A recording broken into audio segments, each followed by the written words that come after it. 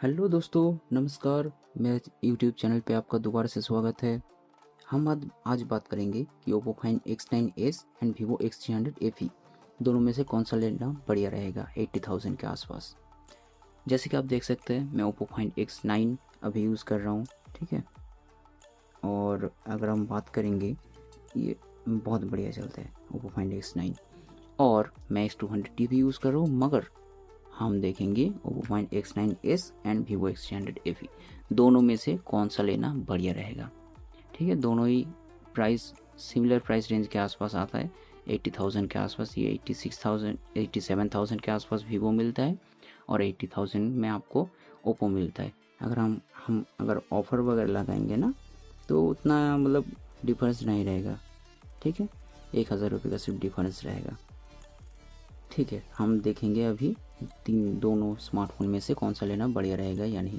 सबसे पहले हम शुरू करेंगे इन दोनों का परफॉर्मेंस के बारे में।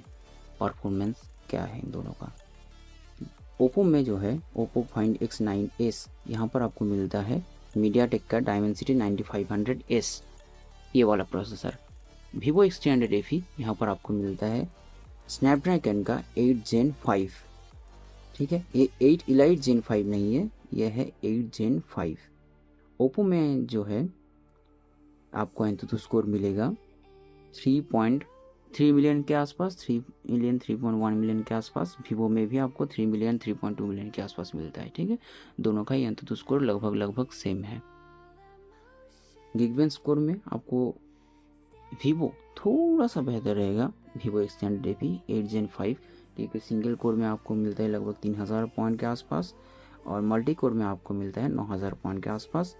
वैसा ही ओप्पो फाइंड X9s, यहाँ पर जो डायमेंसिटी 9500S प्रोसेसर है, इसमें आपको सिंगल कोर में मिलता है आपको 2700 के आसपास और मल्टी कोर में जो है 8000 से 8500 के आसपास आपको मिलता है मल्टी कोर स्कोर। अगर हम सिर्फ परफॉर्मेंस के अगर हम देखेंगे तो हम भी वो थोड़ा सा बेहतर आपको मिलता है, कुछ 5% के आसपास, ठीक है। अभी डिस्प्ले साइज़ के अगर हम बात करेंगे तो ओप्पो फाइंड X9s, जैसे कि ओप्पो फाइंड X9 भी है, 6.59 इंच का डिस्प्ले देता है आपको कॉर्नर टू कॉर्नर। और वीवो X300 FE, जैसा कि वीवो X200 FE भी है, ये 6.31 इंच का कॉर्नर टू कॉर्नर आपको डिस्प्ले देता है। वीवो X300 FE में आपको 6.31 इंच का ही मिलता है डिस्प्ले, मगर ये LTPO डिस्प्ले है, जो कि 1 to 120 हर्ट्ज डिस्प्ले मिलते हैं आपको। HDR10+ मिलता है। ओप्पो फाइंड X9 में आपको मिलता है, X9s में आपको मिलता है 6.59 इंच का डिस्प्ले, जैसे कि हमने बताया एमोलेड डिस्प्ले मिलता है। ये LTPO नहीं है, LTPS है, जो कि 30, 60 एंड 120 हर्ट्ज के बीच में आपको वेरी करेगा, ये 1 हर्ट्ज तक नहीं जाता है। दोनों में ही आपको 1.5K का डिस्प्ले मिलता है, 460 ppi के आसपास आपको पिक्सल डेंसिटी भी मिल जाएगा। ब्राइटनेस की अगर हम बात करेंगे तो पीक ब्राइटनेस जो है ओप्पो फाइंड X9s, यहाँ पर आपको मिलता है 3600 निट्स का और HPM मोड में आपको मिलता है 1800 निट्स का। और वीवो X300 FE, इसमें आपको 5000 निट्स का पीक ब्राइटनेस मिलता है और HPM मोड में इसका भी 1800 निट्स का आसपास पीक ब्राइटनेस है। दोनों में ही आपको अल्ट्रासोनिक फिंगरप्रिंट सेंसर मिल जाएगा, IP66, 68, 69 दोनों में ही, दोनों स्मार्टफोन में ही आपको मिल जाएगा, ठीक है। तो हाँ, कॉम्पैक्टनेस की अगर हम बात करेंगे, बिल्ड क्वालिटी दोनों में ही आपको मेटल बॉडी मिलेगा, ठीक है। मेटल बॉडी मिलेगा, ग्लास बैग मिलेगा, दोनों में ही मिलेगा। अगर हम बात करेंगे कॉम्पैक्टनेस, कौन सा फ़ोन कॉम्पैक्ट है, सबसे कॉम्पैक्ट है Vivo X300 FE। Definitely Vivo X300 FE थोड़ा कॉम्पैक्ट है, हैंडी लगता है, जैसे वीवो X200 FE हैंडी लगता है। देखिए मेरे हाथ मीडियम साइज़ का है, मीडियम टू लार्ज साइज़ का, फिर मेरे एकदम कॉर्नर टू कॉर्नर मुझे सब कुछ इजीली रीच हो रहा है, ठीक है। वीवो X300 FE में सिमिलर डिस्प्ले मिलेगा।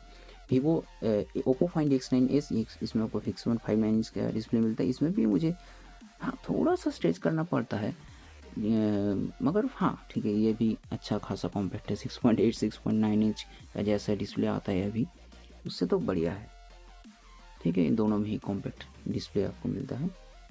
कैमरास, दोनों का ही कैमरास जो है वो अलग अलग है।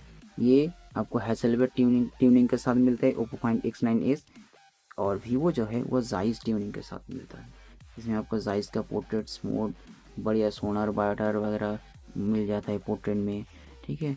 और लाइटिंग भी है, मगर हाँ और लाइटिंग वीवो एक्सटेंडेड एपी में आपको नहीं मिलता है, जैसे कि वीवो X200 एपी में मिलता था और लाइटिंग। वीवो एक्सटेंडेड एपी में आपको डुअल LED फ्लैश दिया गया है। मगर हाँ, आपको अगर पोर्ट्रेट ही लेना है, ठीक है, आपका अगर काम सिर्फ पोर्ट्रेट लेना है, तो हाँ वीवो एक्सटेंडेड एपी थोड़ा बेहतर पोर्ट्रेट आपको दे सकता था। मैं ऐसा क्यों बोल रहा हूँ वह हम बाद में बात करते हैं, ठीक है। पहले अगर हम सिर्फ स्पेसिफिकेशंस की अगर हम बात करेंगे, ओप्पो फाइंड X9s, इसमें आपको मिलता है सोनी का लिटिया 700, जो कि 1/1.56 इंच का सेंसर है, 1 f स्टॉप जो है 1.8 का है, f1.8 का, ठीक है।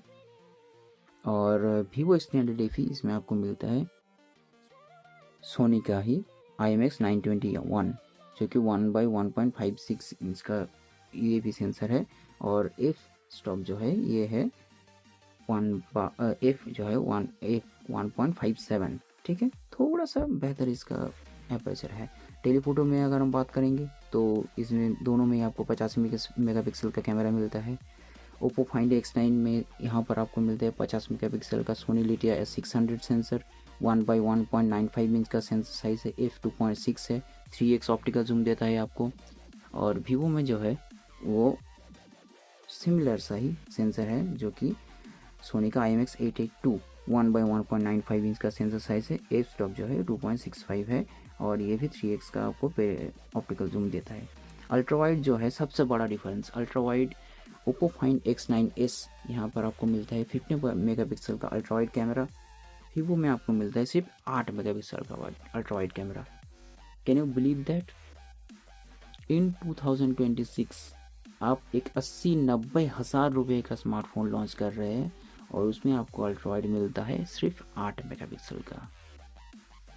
गुड जॉब वीवो, ठीक है।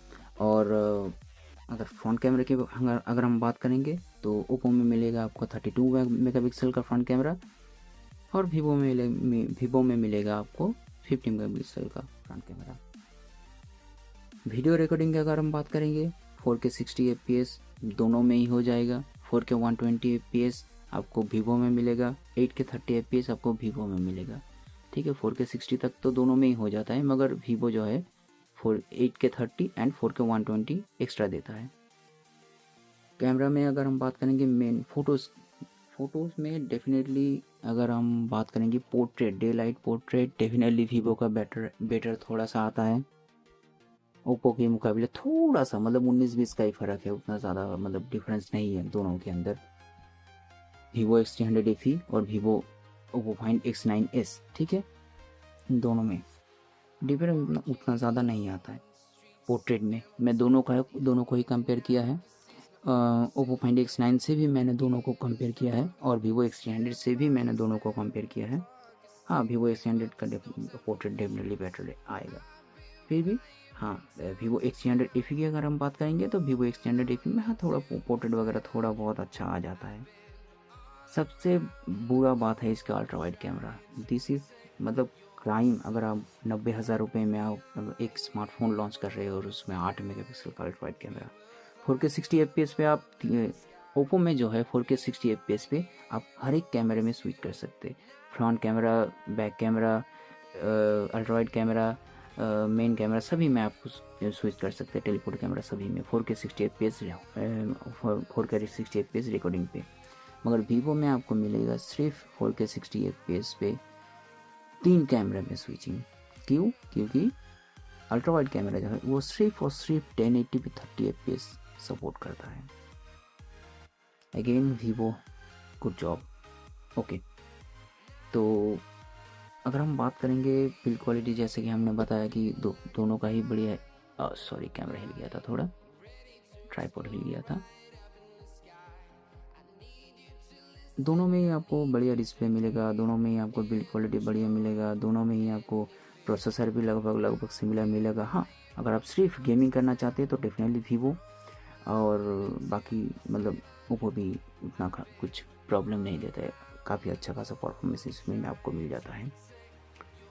अगर हम बात करेंगे बैटरी के बारे में तो डेफिनेटली वीवो का बैटरी बैकअप और ओप्पो का बैटरी बैकअप लगभग सिमिलर है, मगर हाँ ओप्पो में क्योंकि बैटरी थोड़ा सा बड़ा है तो आधा घंटा से 1 घंटा आपको स्क्रीन ऑन टाइम ज़्यादा मिलेगा, क्योंकि इतना ही 7025 mAh की बैटरी ओप्पो फाइंड X9 पे भी है। मैं ये यूज़ कर रहा हूँ, ईजिली मुझे 10 to 11 आवर्स का SOT मिल जाता है, वाइल 20% बैटरी रिमेनिंग। तो हाँ उतना ही कुछ 10 से 11 घंटे का SOT आपको X9s में भी मिल जाएगा आपको, और X300 में आपको हाँ 9 से 10 घंटे के आसपास आपको मतलब स्क्रीन ऑन टाइम मिल जाएगा। ठीक है, 9.5 से 10.5 घंटे के आसपास, मतलब उतना कुछ प्रॉब्लम नहीं होगा दोनों में। तो कौन सा लेना बढ़िया रहेगा, एक स्ट्रेट जवाब अगर हम कुछ घुमा फिरा के बात ना करके, अगर हम सिर्फ और सिर्फ बेस्ड ऑन प्योर कंपैरिजन अगर हम बात करेंगे तो डेफिनेटली ओप्पो फाइंड X9s थोड़ा सा बेहतर होगा इन दोनों स्मार्टफोन में। क्यों, मैंने आपको बता दिया, बेटर अल्ट्रा वाइड कैमरा मिलता है, और सबसे बड़ा डिफरेंस जो है OS ऑपरेटिंग सिस्टम, वीवो जो है ऑरिजिन OS 6 में आता है, और ओप्पो फाइंड X9s आपको कलर OS में मिलता है। Colour OS 16 any day Vivo का ऑरिजिन OS से बेटर है, ये मतलब कुछ मतलब दिखाने का नहीं है, ये सच ही है, क्योंकि कलर OS 16 हाँ दोनों ही बहुत ही स्मूथ है, मगर हाँ ऑरिजिन OS 6 डेफिनेटली नंबर 2 में टॉप 3 में नहीं आता है। ठीक है, सबसे टॉप में मैं स्मूथनेस के मामले में हर वक्त कहता हूँ oxygen OS and colour OS smoothness के हिसाब से फ्लैगशिप में अगर हम बात करेंगे तो सबसे बढ़िया है। उसके बाद है One UI 8.5 and One UI 9। ठीक है, तो डेफिनेटली स्मूथनेस के मामले में कलर OS बेटर है, UI optimisation Color OS better है, और मतलब battery backup Oppo, camera Vivo Oppo लगभग सिमिलर, मगर हाँ ओप्पो थोड़ा सा 19-20 में 20 होगा ओप्पो, 19 होगा वीवो। वीवो में ओवर शार्पनेस का दिक्कत है। ठीक है, इसमें नॉर्मल फ़ोटोज़ में ओवर शार्पनेस का दिक्कत है, इसमें थोड़ा सा ओवर शार्पन करता है ये। ठीक है, वीवो X100 हाँ अगर आप मेरे ओपिनियन की अगर हम बात करेंगे, अगर आप मेरे ओपिनियन पूछे तो वीवो X100 से ओप्पो फाइंड X9s थोड़ा सा बेहतर रहेगा। तो और प्राइसिंग क्योंकि इसका बेहतर है ऑलरेडी, ठीक है 80,000 में, ये 87,000 में मिलता है 87,000, और ये 80,000 में मिलता है। कार्ड ऑफर लगा के लगभग सिमिलर आ जाता है, मगर फिर भी ओप्पो फाइंड X9s आपका बढ़िया रहेगा ऑप्शन। तो इतना ही बताना था दोस्तों। Thank you for watching in this video, stay tuned, and हाँ प्लीज़ हमारे चैनल को लाइक करिए, शेयर करिए, सब्सक्राइब करिए, और बताइए कमेंट कीजिए प्लीज़ कि मतलब क्या हम कुछ इम्प्रूव कर सकते हैं या नहीं, क्या कुछ इम्प्रूवमेंट करना चाहिए, ऑडियो क्वालिटी वीडियो क्वालिटी कैसा है। प्लीज़ सब्सक्राइब करने के लिए आपका कुछ मतलब नहीं जाएगा, थोड़ा सा सब्सक्राइब कीजिए, थोड़ा सा सपोर्ट कीजिए प्लीज़, लाइक करिए। Thank you for watching, stay tuned.